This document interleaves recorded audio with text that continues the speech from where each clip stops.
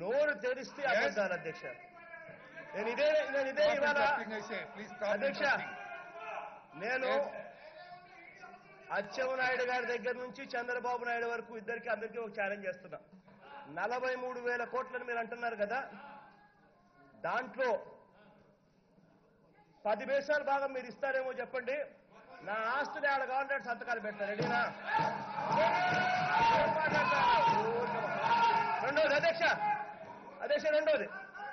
రెండోది CBI charge షీట్లు అని చెప్పి అన్నారు అధ్యక్ష.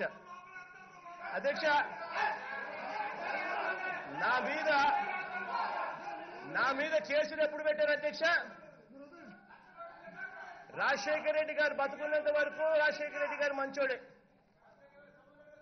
రాజశేఖర రెడ్డి గారు చనిపోయిన తర్వాత జగన్మోహన్ రెడ్డి అనే వ్యక్తి ఎప్పుడైతే కాంగ్రెస్ పార్టీ వదిలిపెట్టి వెళ్ళాడో అప్పుడు నా మీద కేసులు పెట్టింది ఎవరు అధ్యక్ష? కాంగ్రెస్ పార్టీ వాళ్ళు, చంద్రబాబు నాయుడు గారికి సంబంధించిన తెలుగుదేశం పార్టీ వాళ్ళు ఇద్దరు కలిసి ఒకటై, అవును ఇదే అచ్చెన్నాయుడు గారు అన్న ఎర్రమనాయుడు గారు కేసులు పెట్టింది ఎవరు అధ్యక్ష? వీళ్ళిద్దరూ కలిసి నా మీద కేసులు పెట్టి, వీళ్ళిద్దరూ అంతవరకు రాజశేఖర రెడ్డి గారు మంచోడు, జగన్మోహన్ రెడ్డి గారు మంచోడు. కాంగ్రెస్ పార్టీ వదిలేసిన తర్వాత కాంగ్రెస్ పార్టీతో కుమ్మక్కై వీళ్ళు నా మీద కేసులు పెట్టారు అధ్యక్ష. ఇంకోటి అధ్యక్ష, రెండోది అధ్యక్ష, 43,000 కోట్లు అంటున్నారు. మొత్తం 11 ఛార్జ్ షీట్లకు కూడా లెక్క కడితే తేలేదంటే తెలుసా? మీరు మొత్తము ఆరోపణల కింద చూపించింది, ఆరోపణల కింద ప్రూవ్ అయింది కాదు, ఆరోపణల కింద చూపించింది కేవలం 1,200 కోట్లు. ఆ 1,200 కోట్లలో కూడా, ఆ 1,200 కోట్ల రూపాయలలో కూడా క్రైమ్ పీరియడ్ కు సంబంధం లేని విషయాలు. క్రైమ్ పీరియడ్ అనేది 2004 నుంచి 2009, 2009కి సంబంధించింది కాకుండా 2009 తర్వాత కూడా సాక్షి అనే సంస్థ ఈరోజు ఆంధ్ర రాష్ట్రంలో ఉన్న ఈ సంస్థ దేశంలో నంబర్ 8 అనే సంస్థ. దేశంలో నంబర్ 8 ఏ సాక్షి?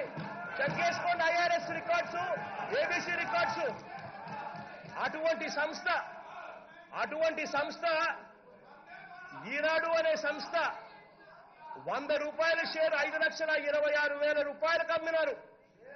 ఆ పరిస్థితుల్లో 1,800 కోట్ల అక్యుములేటెడ్ లాసెస్ ఉన్న ఈనాడు సంస్థ ఆ రోజుల్లో ఆ షేర్ వాల్యూకి అమ్మితే, అటువంటి పరిస్థితుల్లో ఈనాడు వాల్యుయేషన్ కన్నా సగం ధరకే సాక్షికి ఇన్వెస్టర్లకు షేర్లు ప్లేస్ చేసింది. ఎక్కడా దీంట్లో స్కాము లేదు. ఇన్వెస్ట్ చేసిన వాళ్ళంతా బంచోళ్ళు, ఇన్వెస్ట్ చేసిన వాళ్ళంతా లాభాల్లోనే పయనిస్తున్నారు. దానికి ఆ వాల్యూ ఉంది. ఎవరి దగ్గర ఎవరు నష్టపోయిన పరిస్థితులు ఎక్కడా లేవు.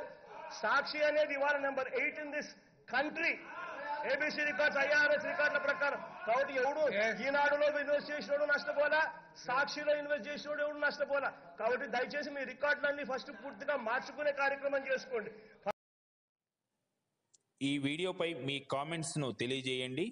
మరిన్ని వీడియోస్ కోసం తెలుగు గ్లోబల్ ఛానల్కు సబ్స్క్రైబ్ చేయండి.